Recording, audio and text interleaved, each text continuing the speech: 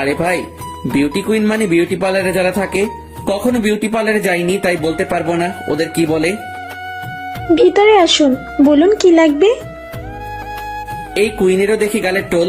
হায়, এই শালা গালের টোল দেখলে আমি নিজেকে আর কন্ট্রোল করতে পারি না। জি লাগবে তো। এই মন থেকে আপনার ছবিটা মুছে ফেলতে, না পারছি ঘুমাতে, না পারছি অন্য কিছুতে মন দিতে। মেয়েটি হালকা হেসে মাথা নিচু করে, সরি স্যার, এখানে এমন কিছু করা হয় না। তো এখানে কি জেমস ট্যাটু করা হয়? জি স্যার, করা হয়। বলেন আপনি কেমন ট্যাটু করবেন? অনলি হাতে হবে, অন্য কোনো জায়গাতে হবে না। আমি মেয়েটার চোখের দিকে তাকিয়ে, শুধু আপনার নামটা বলেন, কেবল ওটাই লিখবো। মেয়েটা আমার কথাতে হালকা লজ্জা পেয়ে, জি স্যার, কাজের কথাই থাকুক, নাম জেনে লাভ কি? ইস, আপনার হাসিটা ভারী মিষ্টি। কোন লকারে রাখা যায় বলেন তো? অবশেষে মেয়েটা আমার দিকে তাকিয়ে খুলে না হেসে পারল না। জানি না তো। ভাবতে হবে।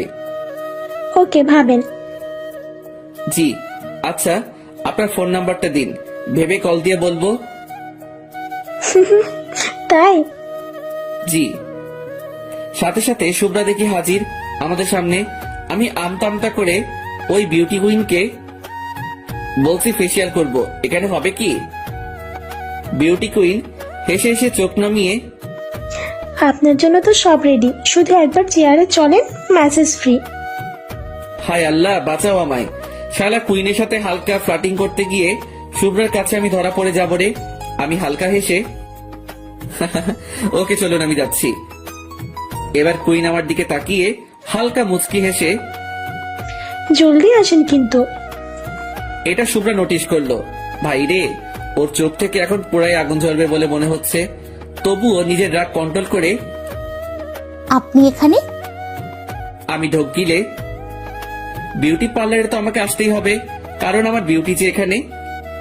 আপনার বিউটি মানে? এই যে মেয়েটা এখানে দাঁড়িয়ে আপনার সাথে কথা বলছিল, এই মেয়ে নাকি? আরে দূর, কোথায় তুমি আর কোথায় উনি?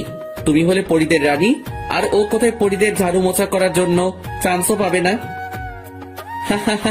ওই মেয়েটাও কিন্তু হেভি দেখতে ছিল মাইরি, বাট কোনো মেয়ের কাছে ওর যদি নিন্দা করো তোমায় হেভি কেলাবে। আর যদি কোনো মেয়ের সামনে নিজের বানানো বউ কিংবা আর গফের প্রশংসা করো, হায় খাতির দেখে যা। শুভ্রা মাথা নিচু করে, তাই? তবে কিন্তু আমি মোটেও পরীদের মতো নই।